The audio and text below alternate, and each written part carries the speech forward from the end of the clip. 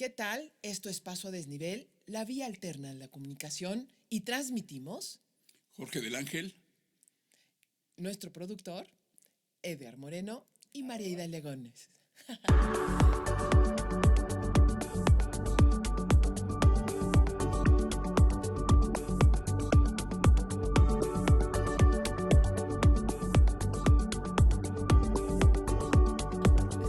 ¿Qué tal? Bueno, pues estamos en este nuevo día estrenándonos a principios de semana, Sí. porque hemos visto a partir de los comentarios que nos han hecho que sería bueno ir como viendo la agenda hacia futuro. Es decir, pasan tantas cosas.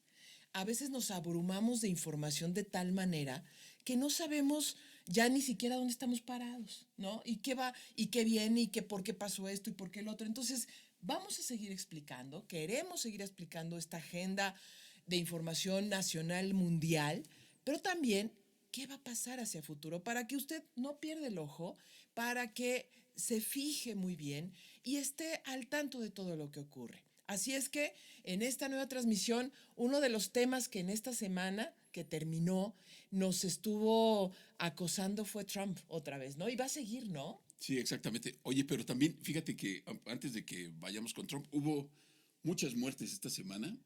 Quiero comentar, bueno, murió la diva Silvia Pinal. Pero esa sí es diva, ¿no? Exactamente. Fíjate que estuvo muy conectada con Luis Buñuel. Hizo 3 peliculones ahí, que fueron patrocinadas por uno de sus producidas por uno de sus maridos en aquel entonces, en los 60. Una que tuvo mucho éxito, que además fue censurada en España. Dicen que salió con la película ella en una de sus maletas, porque la estaban persiguiendo, llegó aquí a México y se publicó aquí, se fue a los cines y fue un exitazo. Que ya después,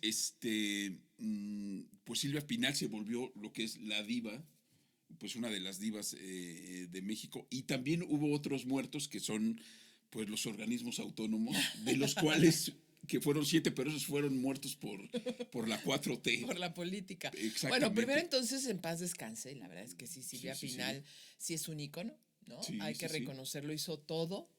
Cine, teatro, televisión, Que también radio. tuvo sus problemas judiciales, no sé si te acuerdas, con Gers Manero. Bueno, a ver, pero más bien, ahí es una historia muy interesante que te muestra cómo es la personalidad de Alejandro Gers Manero, hoy fiscal general. Sí. Eso fue en el 2000. Sí, más o menos hace como 25 años ese problema. Le quitó el teatro Silvia Pinal, que estaba ahí en la Roma, que ahora es una iglesia de luz del mundo, algo así. Sí.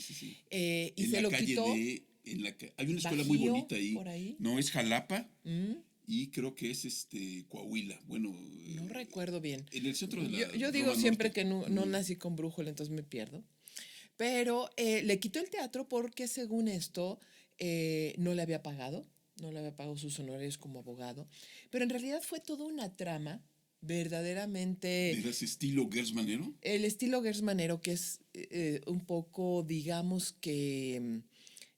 Nada de muertito, pero hace cosas bastante. Oye, pero yo sabía duras. que supuestamente Gers Manero la había culpado de un fraude a la Asociación de Productores de Teatro de 9 millones de pesos. Por ahí se fue. Entonces, ¿tú dices que es otra cosa? Mira, lo que en ese momento Silvia Pinal siempre lo negó, siempre acusó a Gers Manero de no solo de acoso, de persecución, sino de abuso en el sentido casi fraudulento. Y pues también tiene en su historial lo de la Universidad de Puebla, que también se quedó con el inmueble acá en la Ciudad de México y con la marca en la Ciudad de México. Entonces, en realidad, los abogados que conocen a Gers como litigante, yo no he escuchado tampoco tan buenos comentarios. Yo no he escuchado tan buenos comentarios como litigante por estos abusos y cómo sabe nadar en la rayita de lo legal y lo ilegal como litigante para presionar a sus clientes y a los otros. Poder político desde hace décadas. Pues mira, ha estado fluctuando, ¿no? Subía y bajaba. Él sí ha pasado por todos los partidos, ¿no? Izquierda, derecha, centro, para arriba y para abajo. Ha nadado diciendo cómo es tan progre y tan buen funcionario público que ni siquiera cobraba su salario como legislador. Pero cuando fue legislador independiente, pues nadie lo pelaba, ni siquiera le pedían entrevistas ni nada, ni siquiera se recuerda a él con grandes aportaciones a la legislatura. Como secretario de Seguridad Pública de la Ciudad de México fue muy reconocido, pero como secretario de Seguridad Pública Federal no. Persiguió, por ejemplo, al almirante Wilfrido Robledo, acusándolo de corrupción, y se demostró absolutamente que todo era falso, nada más que tardó 4 años en demostrarlo. Pero lo demostró ante tribunales totalmente que había una fabricación. Entonces, Gers Manero es un claroscuro permanente, ¿no? Que ya después creo que se reconcilió con Silvia Pinal. No lo sé. Hay una anécdota que supuestamente en una fiesta se saludaron de beso, abrazo, y ella lo perdonó una década después, porque acuérdate o más, que también, porque ese caso duró mucho. que también comentan que ella, cuando recibe, creo que una orden de aprehensión, ella se fuga en una cajuela. Sí, claro, tiene Y que se va a hacerlo, si Acapulco, no lo detienen. exactamente, Claro. se va a Acapulco, y de Acapulco se va a Miami, y ahí vivió en el exilio un tiempo. Un tiempo, claro. Mientras pagaba abogados para contrarrestar lo que pasaba aquí en México con Gertz. Pues de Gers Manero yo he escuchado que es como... O sea, no la tuvo. Es un tipo Ajá. difícil, ¿no? Un tipo audaz, astuto, y que en este sentido de que navega entre la presión, el fraude, ¿no? Y bueno, pues ha sido fiscal y será fiscal, si no renuncia antes, hasta fiscal general de la República, hasta dentro de 2 años. Ahora, con este nuevo gobierno, es una gran noticia. A lo que había dejado de hacer, dizque su autonomía, no iba a las reuniones de seguridad, ahora ya manda a alguien que tiene que estar en las reuniones de seguridad, porque sí tiene que implementar, y la verdad es que ¿Por es orden de indispensable. Harfuch? Por orden de la presidenta, es decir, necesita haber alguien, y es necesario, pues porque si no, no hay coordinación. O sea, la autonomía no significa vete por tu camino donde quieras y haz lo que se te reviente la gana. Necesitas de toda la colaboración institucional. Entonces, ese es Alejandro. Bueno, y ahora vamos a los autónomos. Pues mira, a ver, yo me preguntaría desde el principio, ¿realmente eran autónomos? Porque hay muchas formas de no ser autónomos. O sea, una forma es que el gobierno te coopte y que haga lo que tú quieras. Pero también hay otros poderes que te pueden cooptar. Sí, exactamente. Y que no hagan lo que quieran. No, pero además, fíjate que yo creo, de esos autónomos que fueron eliminados 7, bueno, extintos, como les llamo, yo creo que hay uno fundamental para nosotros como periodistas, y sabemos que de ahí salió mucha información, que es la del INAI. Hubo casos, yo creo que muy, muy, muy representativos, que por el INAI se descubrieron. Por Así ejemplo, es, claro. recuerdo este caso que comenzó ahí Animal Político, que tuvo que ver con el caso de desvío de dinero.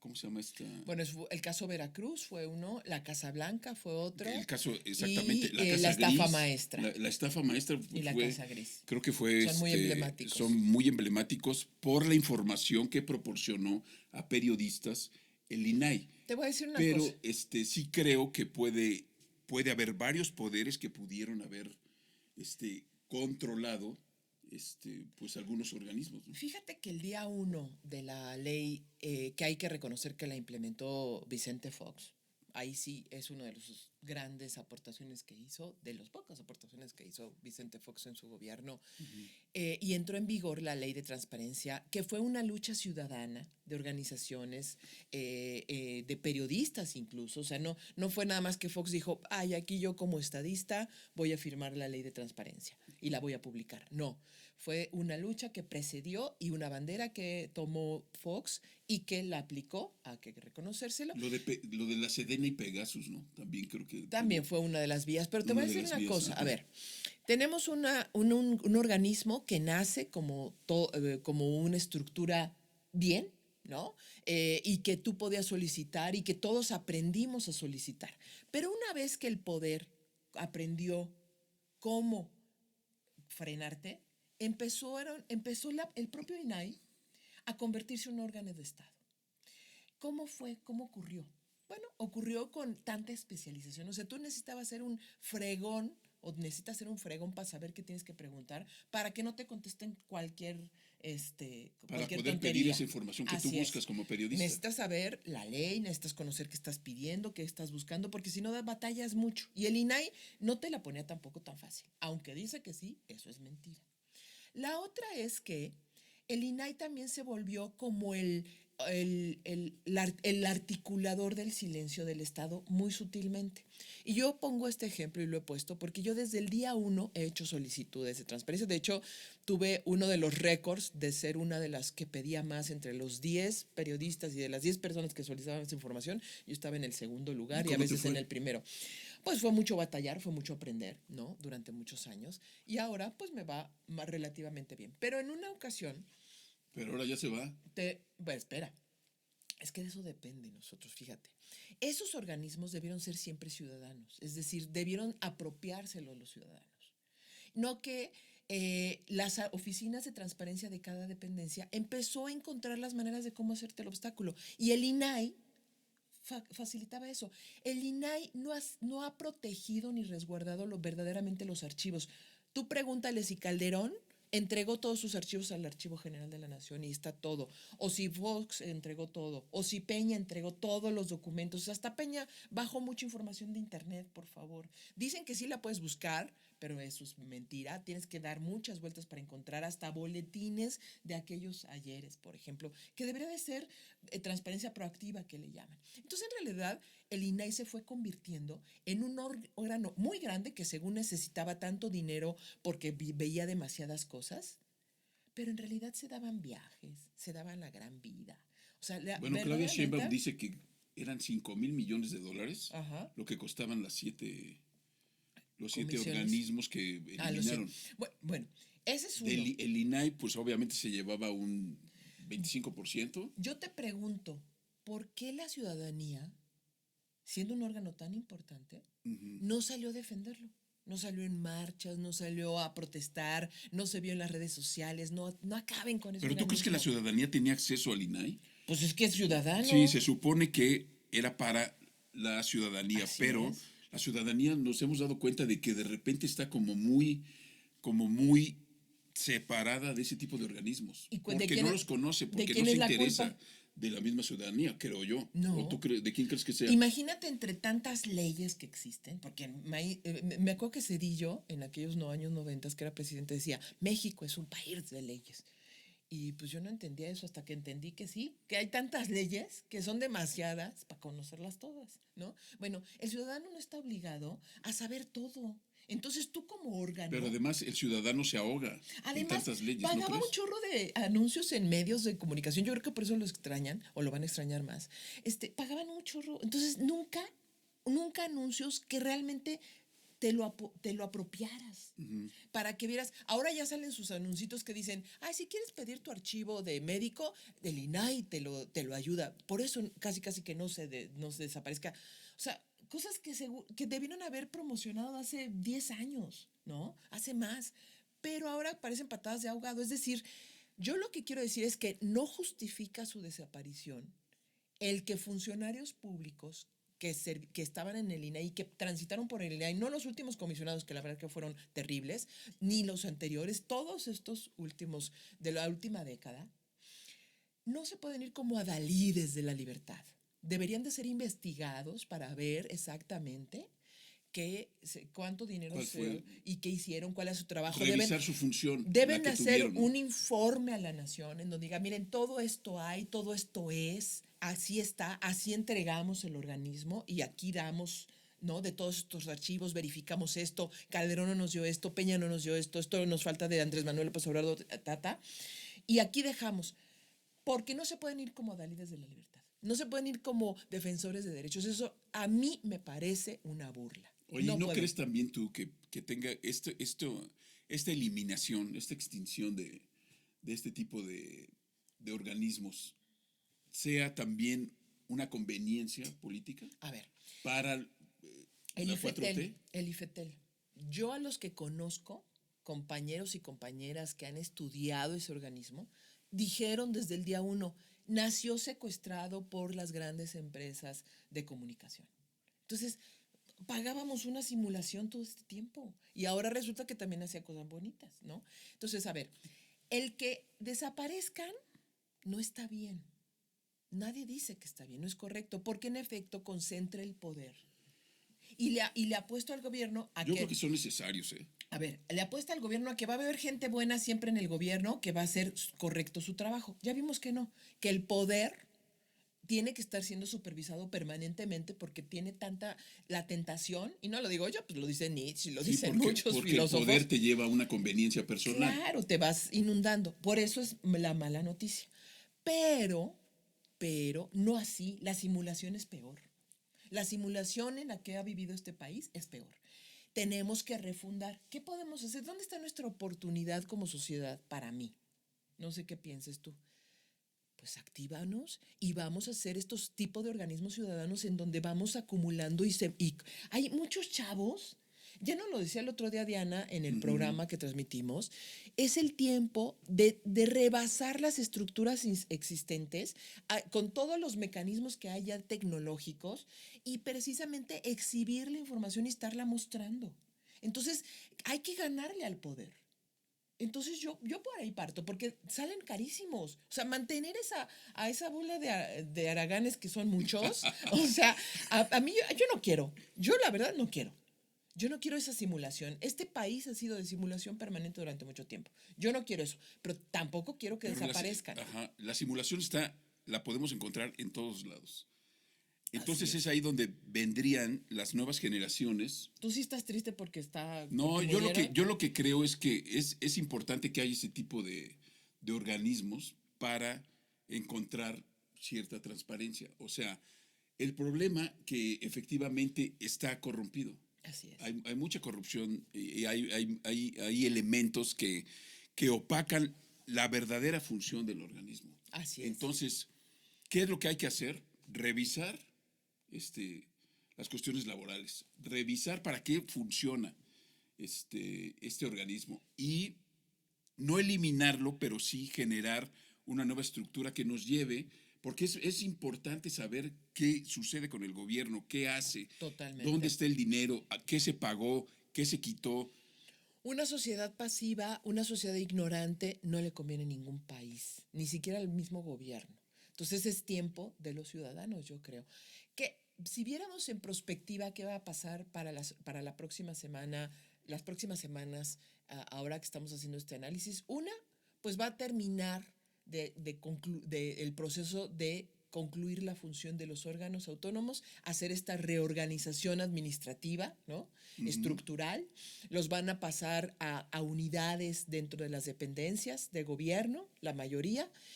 Hay otros que pueden significar problemas frente al TEMEC, ¿no? Que tendrá que irse con cuidado el gobierno porque son compromisos adquiridos como órganos que garantizan una aplicación correcta y justicia en el tema del TEMEC. Entonces, todavía no es el camino zanjado. Los legisladores van a terminar este trabajo y van a tener que hacer esta reingeniería de la administración pública. De hecho, la tienen que hacer urgente porque justo están los presupuestos. Justo se está discutiendo todo lo que va a gastar el gobierno el próximo año. Y en la administración pública de cualquier país, órgano, institución, dependencia que no tiene dinero no existe.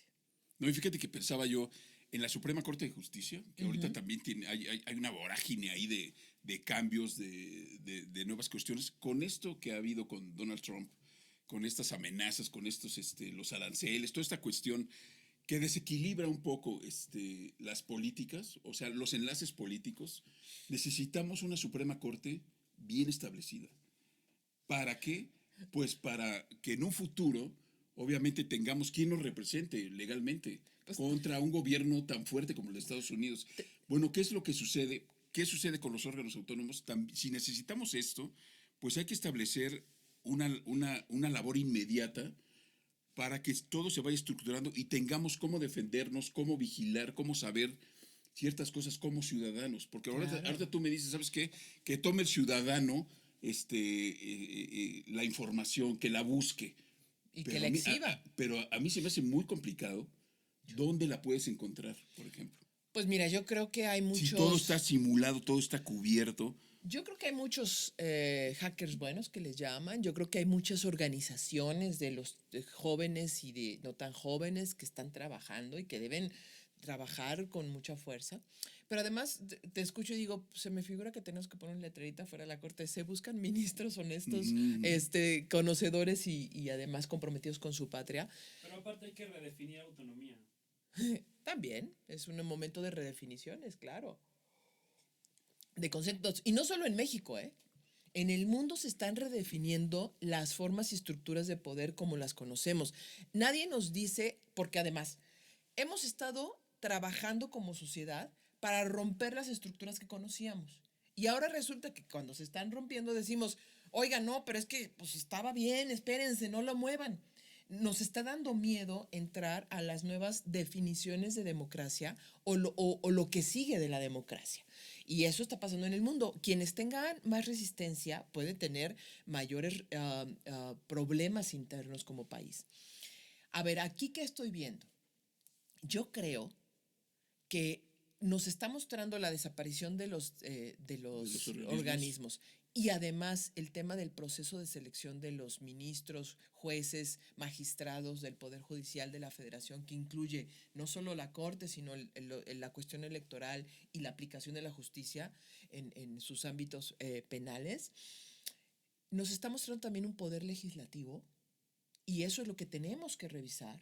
Es lo que tenemos que ver en los próximos días, cómo se comporta. Tenemos una oposición que sigue siendo mediana, que no tiene argumentos, que no tiene discurso. Que todavía no se estabiliza de la pedrada. No, sí. No se levanta. No se levanta, ¿eh? No, pero no estás viendo esos grandes pensamientos, esos grandes acuerdos, ¿no? Eso es preocupante. Esos discursos claro, que convenzan, ¿no? Y vemos por el otro lado algo que tampoco le beneficia al gobierno del Ejecutivo de Claudia Sheinbaum, que son líderes como Ricardo Monreal y el tabasqueño, ¿cómo se llama? Bueno, el que son los líderes que Augusto están, López. Adán Augusto, que están imponiendo. Eso tampoco es sano. O sea, eso tampoco, y está generando descontento y está generando grupúsculos.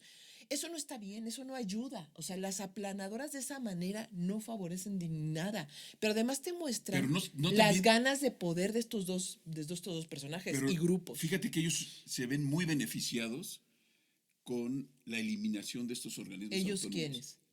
Adán Augusto, creo yo, sí, y Monreal. Totalmente. ¿Por qué? Porque no es lo mismo vigilar a ser vigilados. Claro. Porque los organismos eso y te controlar, permiten. Exactamente. Claro. Entonces, desde ahí eliminan esto para poder tener. Y como dice Edgar, si tú. Un camino más libre de movimiento. Si tú estás construyendo una nueva autonomía, de entre comillas, pues ahí entran muchísimas formas de controlar, ¿no? Si es que te lo permites como ciudadano. Entonces, ahí también es el tiempo de los ciudadanos. Estar observando que el nivel y la estatura que tiene el legislativo y también tiene que ver el ejecutivo qué está pasando en el legislativo. No puede permitir que esté operando como están operando estos dos, porque quiere decir que están acumulando lo que dices poder. Y el legislativo puede ponerse por encima del ejecutivo en cualquier momento. Eso es un escenario real. ¿Y eso lo sabrá Claudia Sheinbaum? Pues mira, en prospectiva, yo he escuchado ya y he visto dentro de gobierno federal movimientos muy interesantes de grupúsculos que están como avasallando y tomando controles, ¿no? De poder. De la misma 4T. De la misma 4T, pero estos subgrupos como desesperados. Ahora te digo por qué.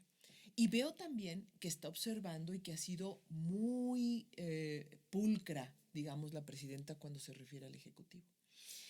Eso a mí me indica que, y que es lo que se dice dentro del gobierno, que entre enero y marzo vienen ajustes dentro del gobierno. Es decir, Claudia Sheinbaum toma verdaderamente el poder, el control del poder, ¿no? Porque en todo gobierno del mundo, pero particularmente el mexicano, es un proceso. Sí, ¿no? claro. En donde vas pagando cuotas, donde vas agradeciendo, donde vas conociendo, donde te estás sentando, ¿no? No, y además llegas como presidenta y comienzas a conocer esos grupos de poder. Realmente. Realmente. Exacto. Y es cuando dices, ¿a qué me voy a enfrentar? Y empieza, y cuando dices conocer es con información de inteligencia y contrainteligencia. Entonces, ya que tienes claro y dices, pues María Idalia Gómez es una persona que vale la pena tener en gobierno, la dejo por esto y por esto. Pero si Jorge del Ángel no me conviene en esta área, pero me conviene esta otra por sus cualidades y habilidades, la mando. Es la reorganización y también te das cuenta, por ejemplo, se ha hablado mucho en estas últimas semanas de que Adán Augusto colocó como secretario, primero como jefe de la Policía Ministerial y después como secretario de Seguridad Pública, a un hombre que hasta hoy día, al menos el gobernador dice, había tenido pactos con el Cártel Jalisco Nueva Generación. Imagínate si Claudia Sheinbaum tiene en su mesa la confirmación de información de inteligencia y contrainteligencia militar y civil que le dice, sí es cierto, Adán Augusto colocó a este personaje que sí tiene vínculos con la llamada Barredora, que es un grupo Con el crimen organizado en Tabasco, ¿no? pues lo mínimo que me pasa como presidenta es sospechar, ¿no? Sí, y claro. decir, me tengo que hacer a un lado de este No sospechar sujeto. y dudar cómo puedes actuar. Claro. Entonces me hago un ladito, ¿no? Entonces, esa información es lo que, como tú dices, en este momento está acumulando la presidenta, de que además no se conforma con cualquier cosa, Claudia Sheinbaum, como científica que es, ¿no? Me parece. Entonces, ahí dentro de este estado de muerte en que han colocado los órganos y dentro de la discusión del presupuesto, hay que observar este poder legislativo y ver cuáles son las operaciones que hace el Ejecutivo frente a los poderes que están queriendo dominar el legislativo de Los una poderes manera ocultos, terrible. ¿no? Que Exacto. llamaba Norberto Bobbio. Así es, exactamente eso. Y frente a eso, ¿por qué necesita eso Claudia? Porque tenemos enfrente a un hombre que en enero va a tomar posesión y puede irle muy mal a este país, Donald que Trump. es Donald Trump, ¿no? ¿Tú cómo ves lo que está pasando en este momento con Donald Trump? Mira, yo lo que creo, y lo comenté, se los comenté en el chat la semana pasada, yo creo que la respuesta que dio Claudia Sheinbaum, así inmediata, pues fue, pues acertada. Creo yo que no se dobló, no se asustó. Yo no sé quién le haya hecho la carta, pero creo que Donald Trump es una persona con cierto, un ego grandísimo, que tú debes también de ponerte a un nivel para hablar con él con un ego también, Claro. yo creo que grande también. Claro. ¿Sí me explico? La respuesta que dio Canadá, o sea, por ejemplo, yo siento, no, ¿quién fue de Cancillería, no recuerdo quién fue, que dijo que era una pena que lo compararan con México, y además yo siento que hay una cuestión como de traición canadiense al momento de decir, ¿sabes qué, Donald Trump? Si tú no quieres ya México, hacemos un tratado tú y yo. ¿Sí me explico? Sí, Sí, claro. sí viste eso, ¿no? Sí, claro. ¿Tú qué piensas? En ese sentido creo que... ¿Qué piensas que va a ocurrir con eso? Con yo algo lo que así? creo, fíjate que estuve leyendo a un filósofo... Con el tema canadiense, Estados Unidos, México, ¿qué crees? Yo lo que creo es que debe de haber Vámonos por partes. un acuerdo. O sea, se supone que se va a revisar el TEMEC en el 2026. No sé, creo que Edgar se está riendo porque algo te paré, pero no es cierto, es que para irse, porque... Sí, yo que creo. Pues fíjate que el otro día. No. Ya contesta lo que quieras. A ver, ¿no te parece que Canadá siempre ha operado así? De hecho, en la Hay geopolítica, conveniencias de los tres grupos, ¿no? en la geopolítica, Canadá siempre hace lo que le dice y lo que le conviene más respecto a Estados Unidos. Y así tenga que caminar por encima de cualquier cosa, se va hacia allá porque su economía depende, su seguridad depende, entendible perfectamente, de Estados Unidos. Claro. Ahora, eso fue bueno que le recordara a México a Canadá, que pues le ayudó mucho la vez pasada que negoció con Donald Trump, que México le ayudó mucho a Canadá para que se quedara en el tratado. ¿Qué pienso que va a pasar en los próximos días, en próximas semanas? Canadá va a moderar su posición y se va a dar cuenta que sí necesita no irse por ese camino de manito a manito Estados Unidos, tú y yo juntos hasta la muerte y no nos importe México. Porque en efecto necesita también Canadá a México. A México. No. Estamos viendo, yo creo, ¿sabes? Un teatro de operaciones psicológicas, le llamarían los de inteligencia, en donde están solamente soltando los discursos que son buscapiés y presionando y tensionando las cosas para llegar a un punto, cuando sea enero, en donde si tú te amedrentas, estés agazapado como país, esperando el golpe y ni modo cediendo. O te preparas justo en este momento y cuando ya venga, no haces caso de estas operaciones psicológicas de presión y de políticas. De amago, ¿no? Exacto. Y entonces te preparas con políticas alternas para tu país, pero también con definiciones de política exterior muy claras y contundentes para que convenga a los negociación. tres países. Así es, ¿no? así es. Ahora, tú decías que leías a un científico. No, fíjate que, y ya lo habíamos platicado en algunos programas anteriores, sobre que yo creo, sé que no conviene en este momento, pero México debe mirar como líder latinoamericano hacia el sur Sí. para tener otras alternativas. Así es. Además, en una Latinoamérica que todos los estudios de inteligencia, de seguridad nacional del mundo marcan que va a ser la alternativa para el mundo en cuestión de recursos, en cuestión de mano de obra calificada, en cuestión de opciones frente a una Europa que está envejeciendo, ¿no? Que está en el invierno, que le llaman en el invierno demográfico, frente a una Rusia o una inestabilidad en toda la zona de los Balcanes, en la zona de Asia, en la zona de Oriente Medio, ¿no? Que están los productos y todos los mecanismos de intercambio comercial son frágiles. Y frente también a un espacio que es la economía del mundo más importante, que es Estados Unidos, evidentemente, en el continente. Entonces, eso provoca que el continente americano sea la opción de futuro, ¿no? Los recursos, la mano de obra calificada. Entonces, para tienes Latinoamérica. razón, tienes toda Fíjate, la razón. Samir Amin, que es el economista que te digo, es egipcio-francés, él habla sobre una desconexión de los países del sur global, Okay. o sea, hacia los países del norte global, o sea, los países okay. que han sido ricos, que han sido dominantes. Esa desconexión da una interrelación entre los países que pueden ser los conquistados, los dominados, los pobres. Esa relación crea, pues obviamente, una economía nueva. Esta economía, y es a lo que yo me refiero con México y Latinoamérica. O sea, crear otros canales ante este tipo de adversidades que podríamos tener en un futuro, no ahorita, porque nosotros además dependemos un 80% de nuestra economía con Estados Unidos. Totalmente. Imagina, no digo que haya esa desconexión ahora, pero sí ver qué otros canales económicos podemos tener con Brasil, con Chile, con la misma Colombia, ¿no? Claro.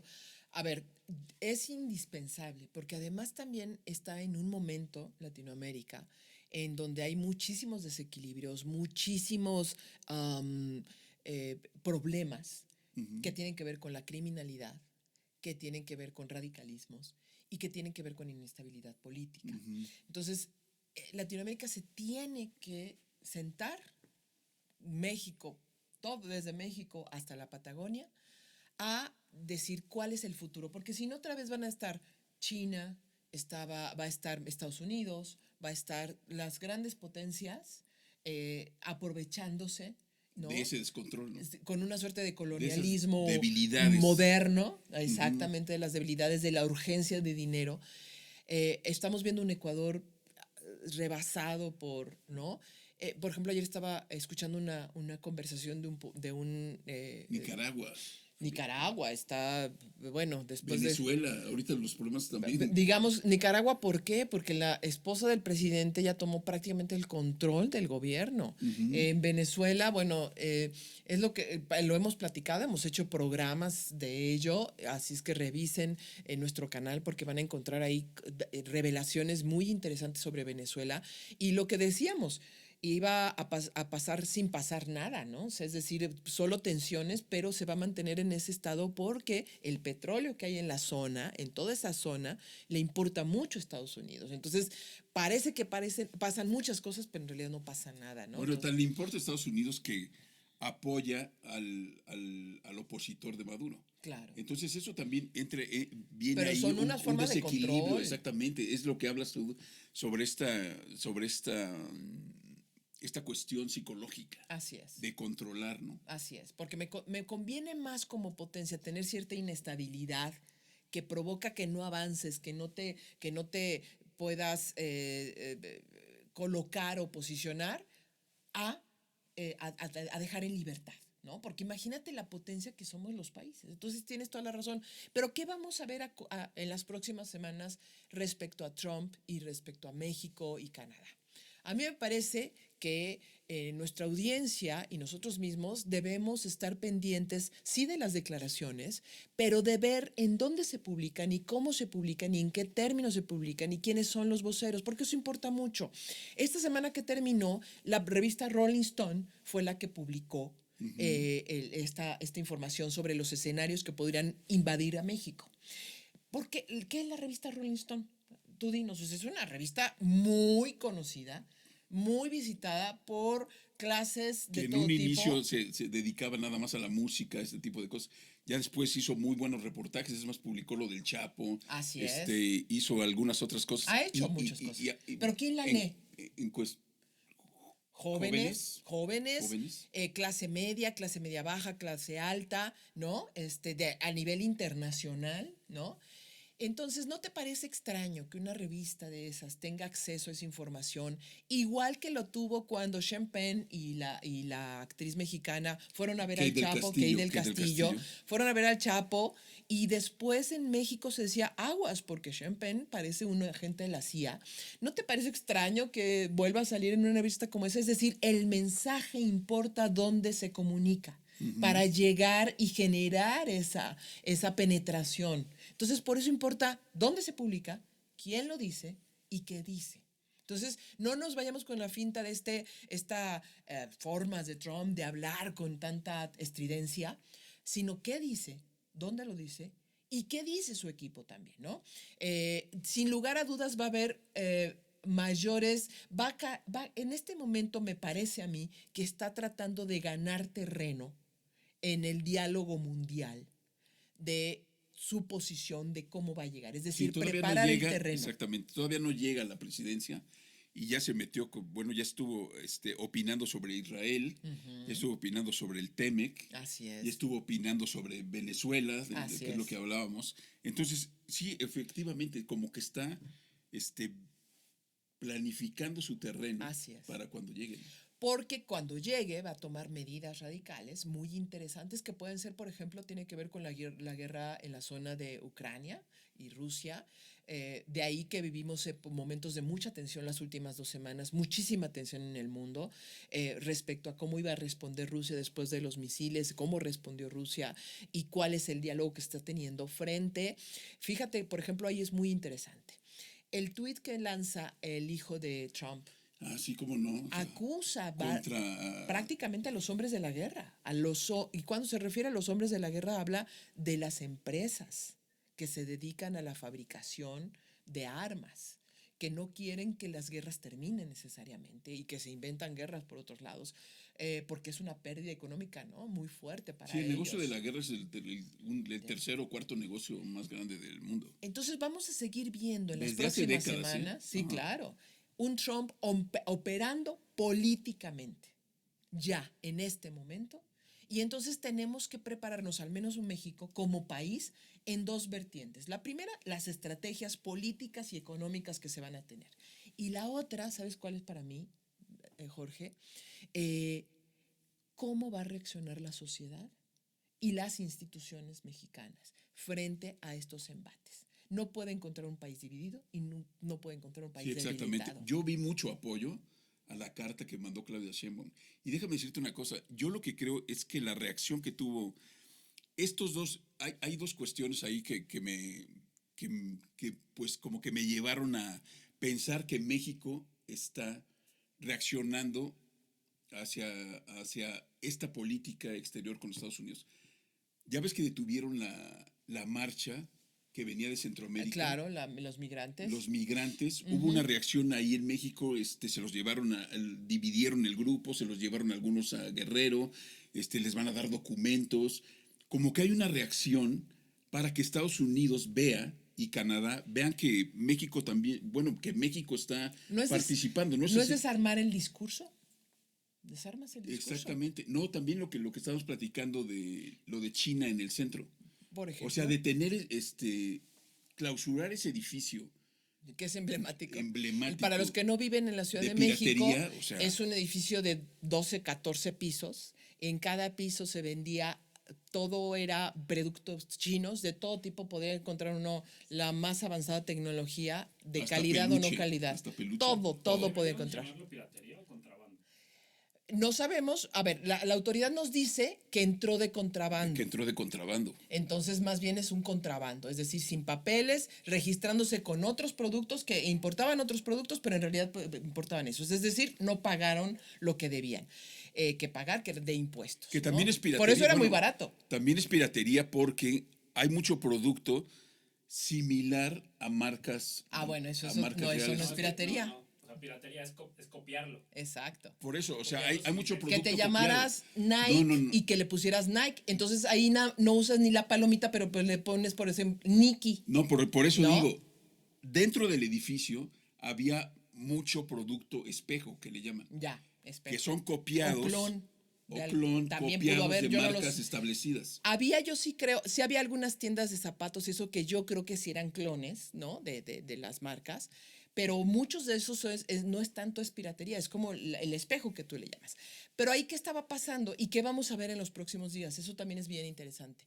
Aquí venían al centro, de hecho, personas de los estados del país a comprar, a surtirse para vender a las diferentes ciudades de todo el territorio.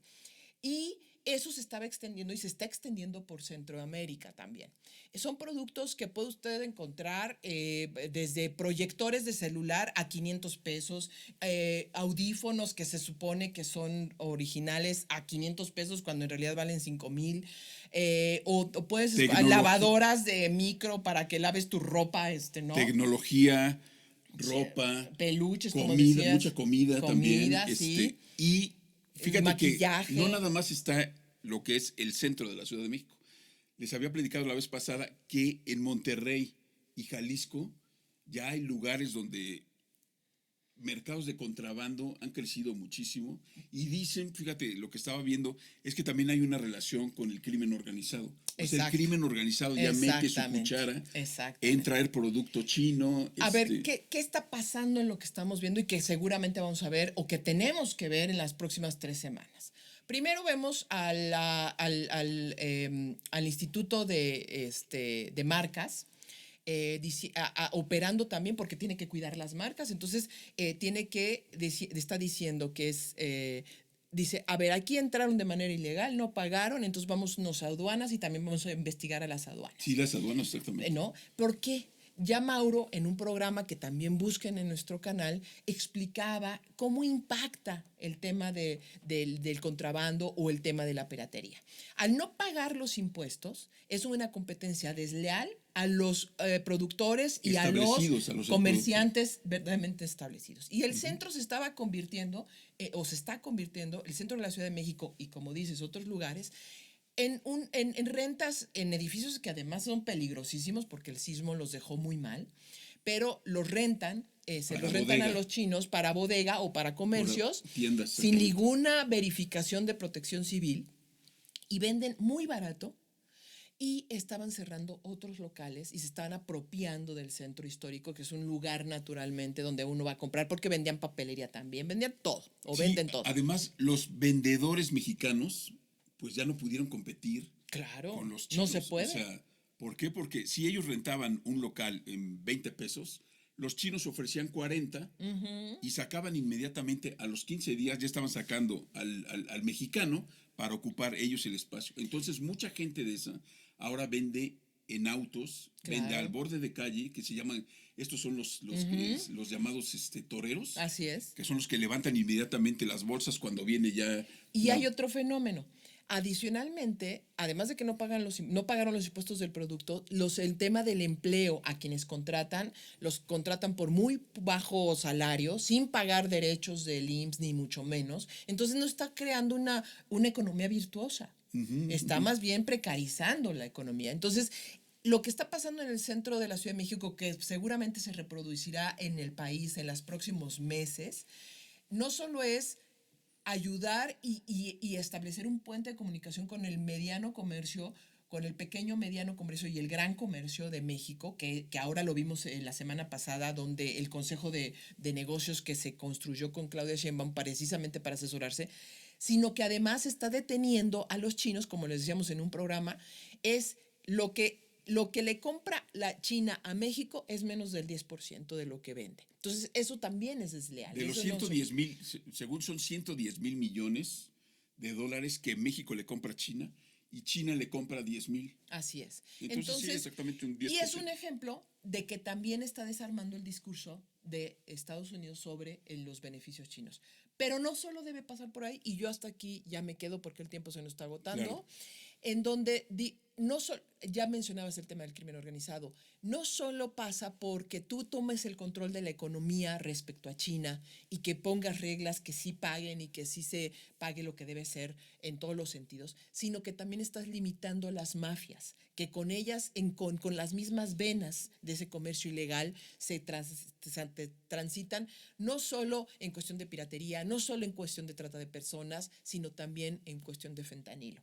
Entonces, lo que vamos a ver en las próximas semanas, ni no tengo dudas, acuérdate de mí de aquí a enero, vamos a ver destrucción de organizaciones criminales que estaban sirviendo de operadores a los grupos chinos también. O sea que se va a complicar el centro de la Ciudad de México y varios cosas más, claro que sí. Y fíjate que Marcelo Ebrard utilizó una frase que se acaba la fiesta, dijo algo así. Ándale. Pues yo me quedo con eso, y pues... Denos like, ¿no? Denos like. Síganos en nuestras transmisiones, compartan el canal. Y la playera ya no la... ¡Ay, otra vez la playera! Bueno, van a decir el auditorio que nada más lo tenemos ahí. Pero a ver, prometido, la próxima emisión, el próximo lunes, vamos a comenzar con el tema de la playera. Estén muy pendientes porque van a tener que comunicarse con nosotros de manera urgente y vamos a estar ya dando la playera. Va a ser sencillo. Sí. Como disculpa van a dar 2. Va a ser sencillo. Vamos a dar alguna instrucción. Así es, para regalarla. Exactamente, sí. Para regalar la playera. Y entregárselas. Pues ya saben, estamos en contacto. Denos like, inviten y estamos... en paso a desnivel. Paso a desnivel. Cabrones, como ustedes no editan. Sí, claro, ya vi, ve nomás. 48.